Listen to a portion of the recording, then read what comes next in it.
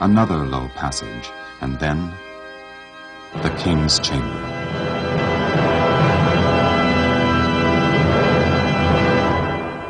But it was empty. To the right was what looked just like a coffin. At last, the treasure. They rushed to the coffin, only to find it empty. Continuing their search, still another passage caught the Arabs' attention. Near the lower end of the grand gallery, a ramp stone was broken out as if by an explosion from below. It revealed a sharp, vertical shaft, which passed through a natural cave or grotto into the bedrock. Below the grotto, they followed a natural fissure and then angled toward a junction with a descending passage deep underground.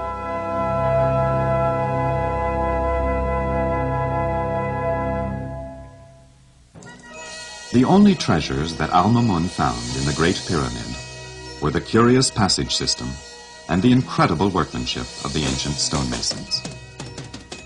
70-ton granite monoliths polished like marble in the king's chamber. 7 overlapping layers in the grand gallery.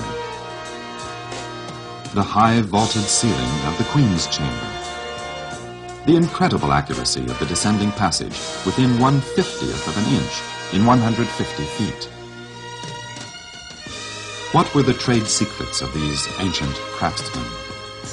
How did they build the Great Pyramid? Of all the ancient architecture that has captured the curiosity of modern investigators, that of the Great Pyramid is the most astounding.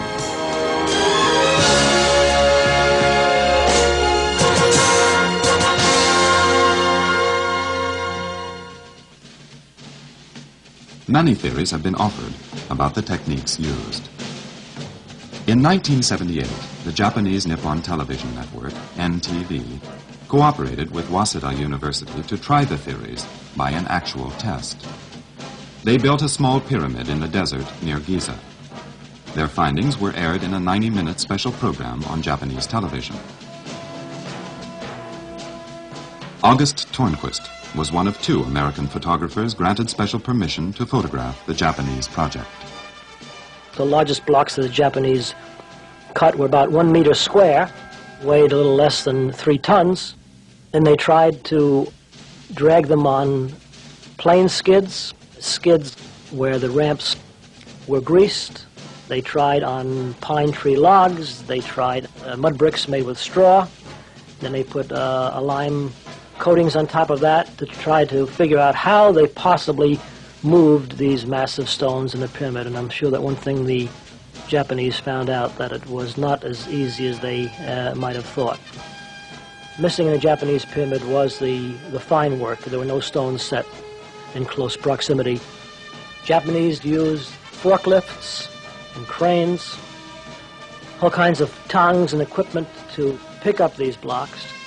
Many people came and would say, "Oh, the Japanese, they're cheating." And I would say to them, "You're not cheating. If you ever saw the equipment that they used to machine and cut the blocks, you'd feel sorry for the Japanese and their inferior equipment."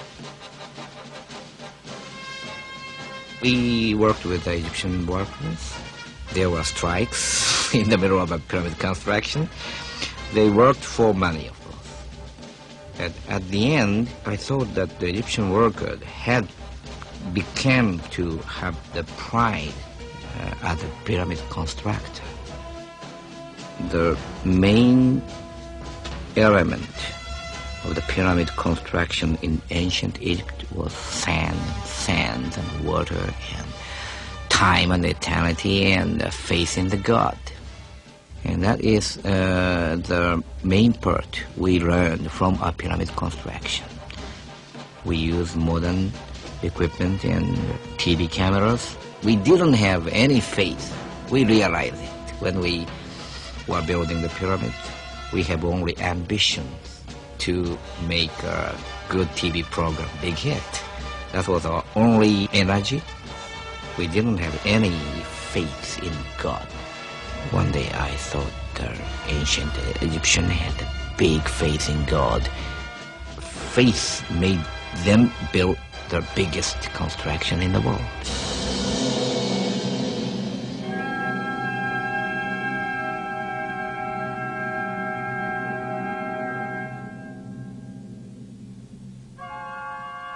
The Japanese project contributes to the understanding of how the Great Pyramid was built.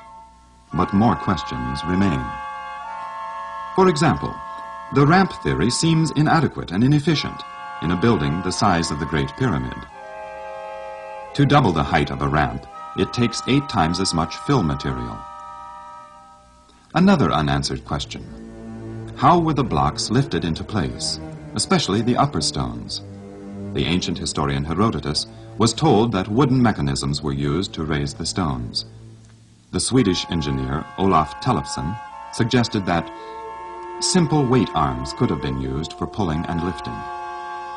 Sir Flinders Petrie, the famed Egyptologist, excavated much of the site, uncovering still more clues. The combined weight of these authorities suggests the following.